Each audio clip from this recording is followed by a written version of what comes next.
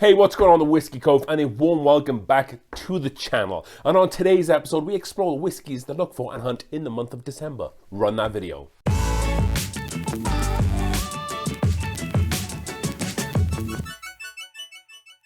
Alrighty then folks, let's get this video underway, shall we? And everybody who supported the channel for the last few months, I really appreciate it. Thank you for subscribing. If you haven't subscribed, please consider doing it. So with the month of December, it's kind of a little bit funky. You get a lot of a lot of chase for these super allocated and rare, like Pappy Van Winkle bottles and specialty and lottery bottles. But they usually get put out in October or November and get held back a little bit. I think the distribution might be a little bit different this year because I think somewhere like Buffalo Trace have used a different distributor. I think they used in like Buffalo Trace for some states. So keep that in mind. Also, if you want to hear about those bottles, please check out the November and October videos because we talk a lot about them in those. With that being said, like I said, December is a little bit of a funky month. So we'll just kind of go through some of the whiskeys that are going to be coming out this month and also visit maybe some of the whiskeys we haven't talked about throughout the year. So if you're looking about purchasing a nice bottle of whiskey as a gift or something for a friend, then this is going to be the place to kind of see what other whiskeys that we can talk about here. With that being said, folks, let's move into bottle number one, and that is going to be Old Ezra 7. This is going to be aged 7 years, the straight rye whiskey. And if we look at the label here, we see that this is distilled and aged in Indiana. So even though Old Ezra is made by Lux Row Distilling Company out of Kentucky, they sourced this one from Indiana or MGP up there. So this is coming in at 57% alcohol or 114 proof. It is aged 7 years, which is actually pretty solid for a rye. And then if we look at the back label here, again, it says distilled and aged, bottled in for Lux Row in Bardstown, Kentucky. Also, what I'm hearing is the MSRP on this is going to be about $80. So if you think for like an Old Ezra product, the Old Ezra Bourbon, I think it usually retails for around $50 to $60. So this is a bit of a jump upon that. This is almost like a $30 jump. Whether that's worth it, we'll have to wait and see. A 7-year-old MGP Bourbon is generally about $80. I'm trying to think of something that's from MGP around that price. Good Times Ryes that always come, they're about 6-7 years, and if you can get the normal unfinished ones, they go on for the same sort of price there. So it's kind of in line with a lot of MGP rye whiskey around that age. However, they do something a little bit different with this rye whiskey. This is charcoal mellowed. It's going to be interesting to see how that impacts or imparts onto the rye whiskey. So maybe a bottle worth trying. I think this would be really good to blind against maybe some of the other ryes I have here as well. So possibly might pick this up. I haven't quite decided, but it is also coming in at 57% alcohol. So that's quite a decent amount. I don't know if that's cask strength or it's actually, it says full proof. So that's right up there then. So that was the Old Ezra aged 7 years rye. And coming in next is another Booker's release. This is the last Booker's release of the year, and this is the 2022-04 release. And this is going to be called Pinky's Batch. This is going to be 62.2% alcohol by volume. And of course, Booker's, created by Frederick Booker Noe II, who was a master distiller for Jim Beam for over 50 years. Booker's was kind of like his baby, and I think he was one of the first people to coin the term small batch.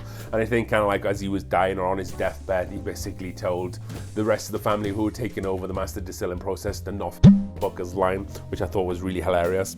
And also Booker's is also aged, Booker's is also kind of gone up a lot in price over the last few years. So you could say that's in accordance with inflation, so I won't hit it too much on that. However, I expect the MSRP on this bottle to be between $90 to $100. If you're finding it for more than $100, I probably wouldn't buy it unless you're someone who's like a serial Booker collection. And this is coming in at 6 years, 6 months, and 12 days old. They all seem to be around that sort of time. So this year we're seeing 4 releases for the 2022 lineup of Booker's. Next up on this list, this is going to be a new brand from a company down in Kentucky called the Whiskey Thief Distillery. I think they were previously called the Three Brothers Farm. So it's funny that I mentioned Good Times earlier on because this is the same distillery that make Bride and Biddle, who actually make Good Times as well. So this is going to be their aged 14 years American light whiskey. This is going to be coming in at 56% alcohol or 112 proof. They tend to do a lot of different finishes with their whiskey. So like I was saying, I don't know if someone's ever tried Good Times before. I'm just going to pull a bottle here. I have one bottle of Good Times here, and you see it's like a funky bottle like that. It kind of has all waxed up. And so this one is a single barrel straight rye whiskey finished in Caribbean rum and pineapple brandy barrels. So they do a lot of different funky stuff like this. This is MGP whiskey. However, with this Bride and Bittle, it is aged 14 years. It is distilled in Indiana, most notably by obviously Ross and Squibb. This is a light whiskey. So a long time ago. So going back like 15, 20 years, there was a big push to try to bring whiskey back into the liquor market. A lot of people were drinking like clear rums and vodka at the time, and whiskey wanted to compete with that as best they can. So they wanted to kind of clear the whiskey up a little bit, and they messed around with the mash bill and kind of created this American light whiskey that might appeal a little bit more to kind of like those vodka drinkers. However, we're kind of seeing the product of that now come to fruition, and you're seeing quite a lot of these light whiskies. I think Obtainium do a light whiskey as well, and I want to say Copper Sky, who I like, and I drink a lot of them, also do a light whiskey as well. Just quite a popular whiskey to get from MGP. I'm not sure if any other distilleries are really pushing light whiskey. I'm not sure if they ever continue doing light whiskey up in MGP, or these are just reserve barrels kind of left over. So it'll be really interesting to see how that works out. Again, this is aged 14 years. I wasn't able to find the MSRP on this because it just seems like they just do kind of like single barrel picks, but I think they're saying in the region of about $140, $150. Don't quote me on that, but I think it's right around that sort of money. You should be able to find some of this stuff more closer to Kentucky. I think that you can also do like group picks, part of like whiskey clubs, so keep an eye out for that sort of stuff. Or if you're ever in Kentucky, you can visit the Whiskey Thief Distillery and set up a tour and go over there, which will be quite interesting, and you can try a couple of different Good Times, a couple of different bridal bits as well there. So that was a bridal and bit aged 14 years light whiskey. And then going from Kentucky, moving up to Canada, we're going to Crown Royal, and this is the aged 29 years extra rare blended Canadian whiskey. Yes, you heard it. It's a 29-year-old Canadian whiskey. So this is a blended Canadian whiskey coming in at 46% alcohol or 90 proof. So a little bit of a low proof there, but Crown Royal generally sit around that age. And as we look at the label here, it talks a little bit about a stunning, extra rare, limited edition whiskey, patiently aged for no fewer than 29 years, and one of our oldest to date, unparalleled for a new generation. I'm not sure why they just didn't wait for 30 for a nice round number, but maybe that's just the OCD in me. This is only going to be available in a couple of different states. It's going to be available in Arizona, California, Delaware, Florida, Georgia, Illinois, Louisiana, Michigan, Pennsylvania, and Texas. And this is coming in at the small price of $399. So if you're someone who likes to splurge a little bit at Christmas, maybe get a nice fine bottle of Canadian whiskey, this might be the bottle for you. Not the bottle for me. I'm not the biggest fan of Canadian whiskey personally. I know Crown Royal are kind of the staple of Canadian whiskey along with some others, but I think $400 for a 29-year-old Canadian whiskey. Yes, it's fun. It sounds really cool with 29-year-old whiskey. It will be super interesting to see kind of what flavor notes you're going to get from a 29-year-old whiskey. They don't use fresh or new barrels, so it's not. I'm thinking that it's not going to be over oaked, but I might be wrong there. So again, that was Crown Royal, aged 29 years. And if Canadian whiskey for $400 is your thing, then that's the bottle for you. And then going on to back into Kentucky, and that is the Cream of Kentucky, Estate Kentucky Striped Rye Whiskey, bottled in bond. Personally curated by Jim Rutledge. Jim Rutledge, the former master distiller at Four Roses, and I think he's most recently been doing stuff with Blue Run, the whiskies that kind of have the butterfly on the front. I'm not sure what his role is in with that, but it's probably got something to do with blending or distilling with them. And like I said, he's a pretty respected master distiller in the whiskey business here. And this is, I couldn't quite find the MSRP on that, but I think it's in the region between $65, more closer to maybe $100 on this. This is obviously bottled in bond, coming in at 50% alcohol or 100% proof. And if we take a look at the back label here, it reads, Cream of Kentucky Straight Rye Whiskey, bottled in bond, is a 100% Ryman Rye estate grown distilled, aged, and bottled at Kentucky Artisan Distillery in Crestwood, Kentucky. Limited to only 70 barrels, this unique Kentucky Rye whiskey is one-of-a-kind release for Cream of Kentucky. We'd also like to include a special thanks to a dear-late friend of us and the entire Kentucky family of whiskey producers and fans, Stephen Thompson of Kentucky Artisan Distillery. Without his generosity and assistance, we may not have returned Cream of Kentucky as a brand.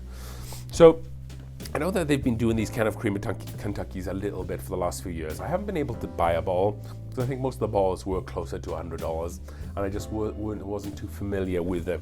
I was able to pick up the other brand that the same people put out here, and that is the High Plains Rye. I need to get into that, and I've been meaning to for a while, so I can't personally speak to how that is, but when I get into it, I will let you guys know how that drinks, so maybe we'll do a review on it, so keep an eye out for that on the channel. Again, that was Cream of Kentucky Estate, Kentucky Straight Rye, bottled in the Bond. Lastly, and we're gonna, again, we're getting up there on MSRP with this bottle of whiskey, and that is the WhistlePig, the Boss Hog Siren Song. So WhistlePig drop these kind of end of the year expensive bottles once a year, and there's a bit of a collection. I think this is number 9 on that list, and I know some people do collect them a lot. This bottle is so unique, and I'll tell you why. It's because this is straight rye whiskey finished in Greek fig nectar and scratch Tentura barrels.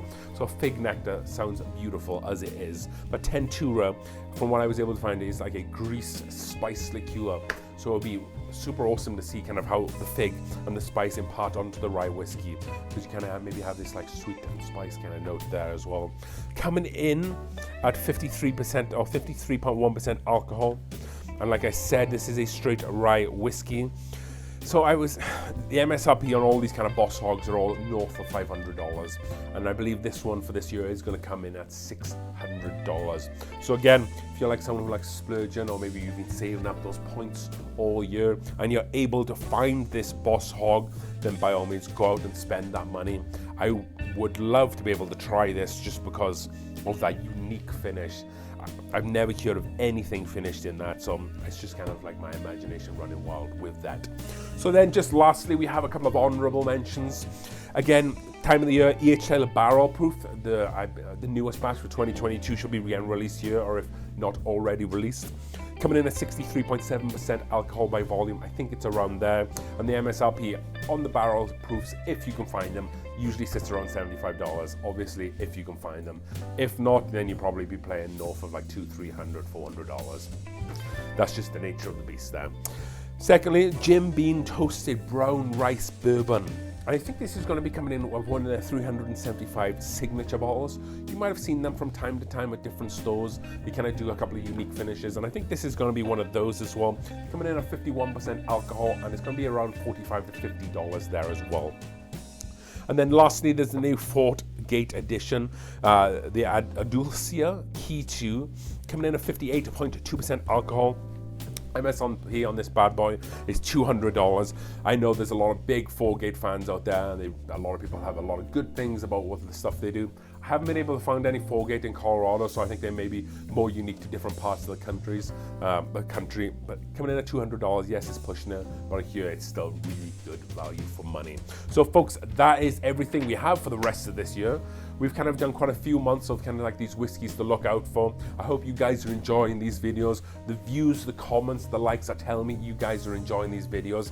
I know maybe, I know as we go into the new year now, as we hit January and February, whiskey really takes off again in terms of new releases and new super interesting releases. So please keep an eye out for those videos as well. And if you haven't already, go over to Facebook, search the group Rocky Mountain Whiskey, and then that's kind of like a community that we have for a lot of whiskey drinkers here in the Rocky Mountain States, but also nationwide as well. And I'm using that as a platform to engage the Whiskey Cove community to that community as well, so you can just be a part of everything that we do here.